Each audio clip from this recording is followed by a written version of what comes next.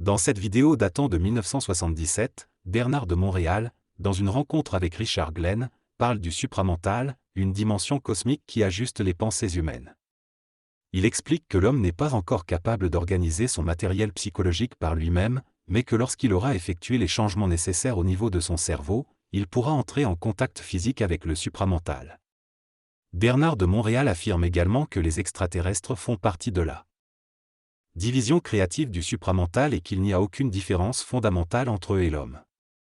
Cependant, l'homme ne connaît pas encore la nature de l'infini, ce qui peut provoquer de la confusion concernant les extraterrestres. Il explique que lorsque l'homme aura effectué les changements vibratoires nécessaires, il pourra comprendre la dimension psychologique des extraterrestres et entrer dans la confrontation des idées cosmiques. Il souligne également que la connaissance est une illusion et que l'homme est sujet aux influences des modèles de temps créés par les extraterrestres, à moins qu'il ne puisse travailler avec ces modèles de temps lui-même. Bernard de Montréal explique que la science physique sur Terre est une forme de science, mais qu'il n'y a pas encore de science dans la réalité psychologique universelle. Il affirme que dans le futur, l'homme n'aura pas besoin d'étudier pour connaître, car il se servira de son cerveau éthérique qui commandera directement au cerveau physique. Il explique que les extraterrestres sont plus avancés que l'homme car ils ont compris la nature de la connaissance depuis longtemps. Il souligne que la communication par télépathie des extraterrestres ne consiste pas simplement à transmettre des idées, mais aussi de l'énergie programmée qui enregistre la réalité dans le corps mental inférieur. Enfin, Bernard de Montréal définit la forme et l'infini comme frères et sœurs, expliquant que la forme sert à permettre l'évolution et la connaissance de l'infini. L'auteur parle d'un état d'esprit qui symbolise l'infini.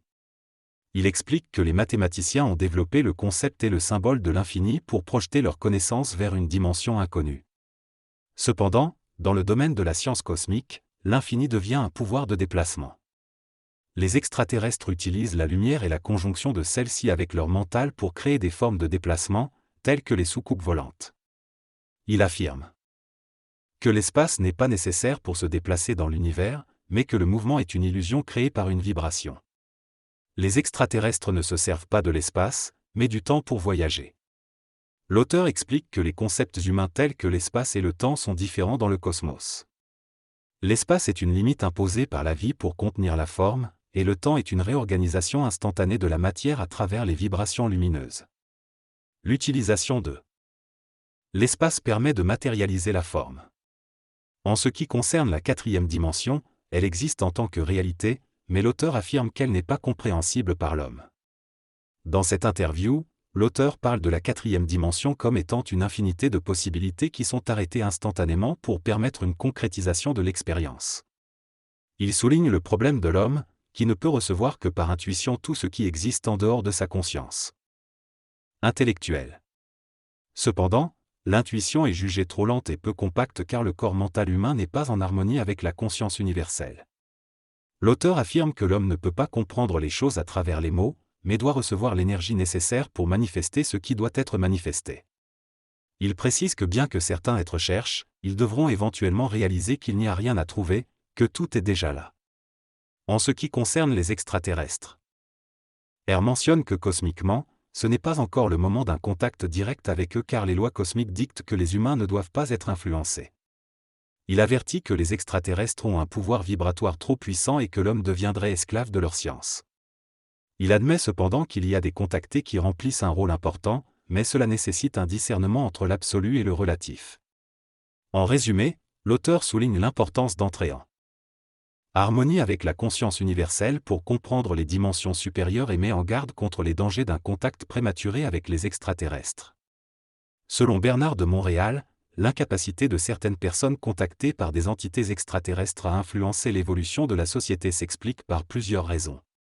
Tout d'abord, ces individus sont contactés pour accomplir un travail spécifique à une certaine échelle. De plus, pour avoir une influence sur la société, il faut déjà se trouver en contact avec des personnes qui sont réceptives à ces idées. En d'autres termes, les influences se propagent davantage auprès de ceux qui sont déjà sensibilisés par vibration à cette réalité. Ensuite, seul un être cosmique peut réellement changer le destin d'une civilisation, et enfin, quand cet être, comme le Christ, se manifestera, il sera automatiquement reconnu puisqu'il transcendra tout ce qui est humain. Concernant le concept du Christ, il est le maître de la Galaxie, représentant les forces de vie et la relation entre le feu cosmique et le feu interne de la galaxie. La dimension du Christ est révélée en entrant en contact avec le mental christique, qui détruit les émotions inversées par les forces lunaires.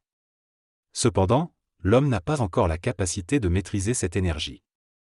Les mots tels que Christ ou ange sont des illusions qui servent à véhiculer une impression, mais ils ne contiennent pas la véritable connaissance qui se trouve dans l'énergie. Quant à savoir si un jour les extraterrestres agiront sur le destin de l'homme par l'intermédiaire de l'homme lui-même, cela reste à voir et dépend de la réalisation du plan cosmique de l'évolution planétaire. Dans cet extrait, l'auteur parle de l'importance pour l'homme de travailler avec des extraterrestres dans le cadre de son évolution. Il souligne que cela ne peut se faire que lorsque le temps sera venu, et que les individus auront été initiés au supramental. Il affirme que l'homme doit être responsable de son propre développement et de la création de l'énergie nécessaire pour collaborer avec les extraterrestres. L'auteur mentionne également la notion de hiérarchie dans les textes ésotériques, mais précise que sur le plan de la personnalité, il n'y a pas de vitesse.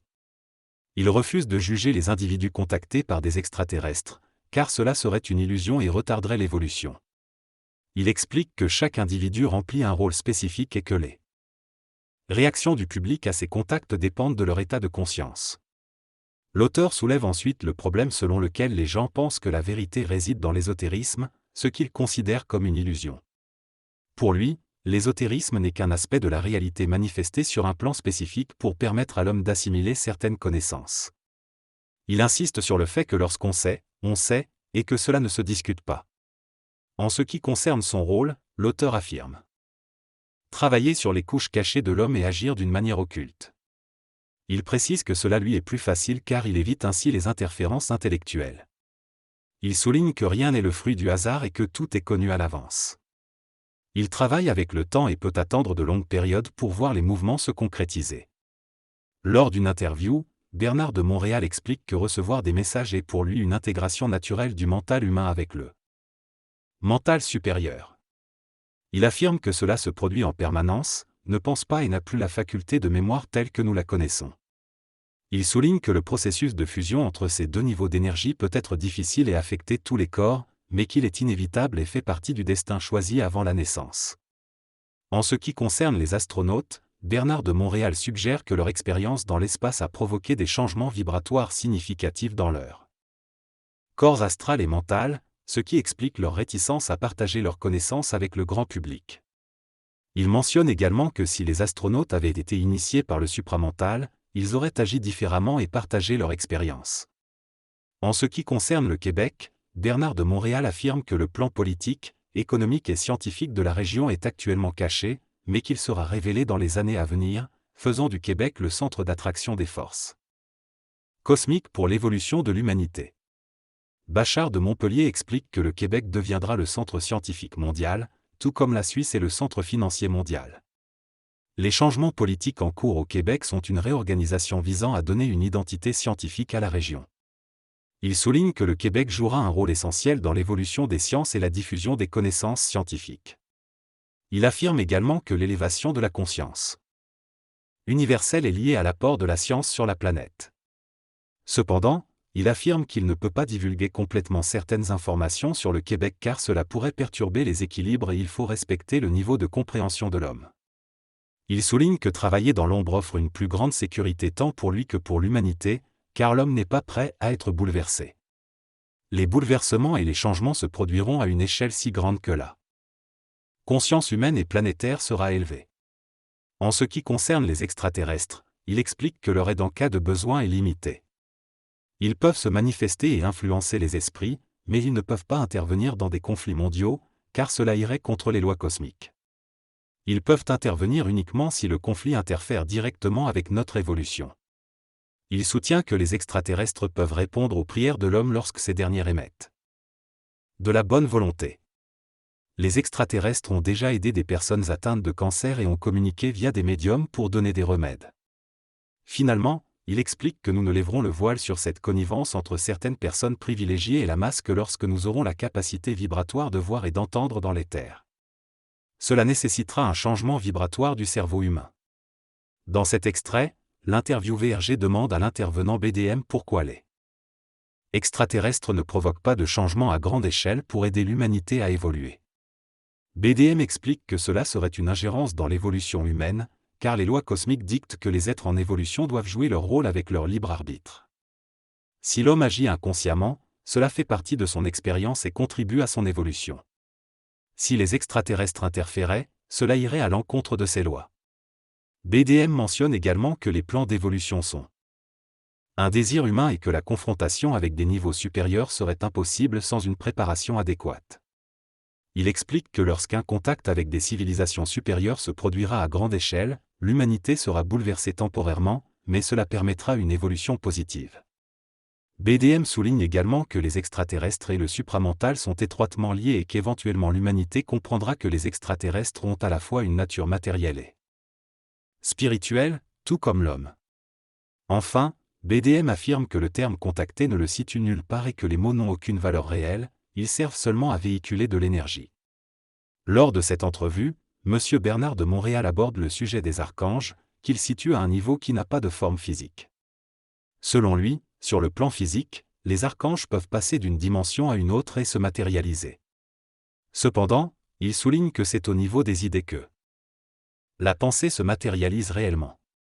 Lorsqu'une pensée est matérialisée dans l'espace-temps, elle peut prendre une forme reconnaissable et même véhiculer des forces puissantes. Les archanges utilisent cette capacité de matérialisation pour se faire connaître, mais également pour interagir avec le plan physique sans subir les contraintes de la matière. En effet, un être matériel peut être soumis aux lois de la matière et être vulnérable, tandis qu'une pensée matérialisée conserve sa puissance. Sans ces limitations. M. Bernard de Montréal mentionne également la nécessité de choisir ses mots avec attention, car ils ont une vibration et une influence sur la réalité. Il conclut en disant qu'il continuera son travail et espère avoir l'opportunité de participer à d'autres émissions pour partager ses connaissances. Cette interview, réalisée en 1977, est la première apparition télévisuelle de M. Bernard de Montréal.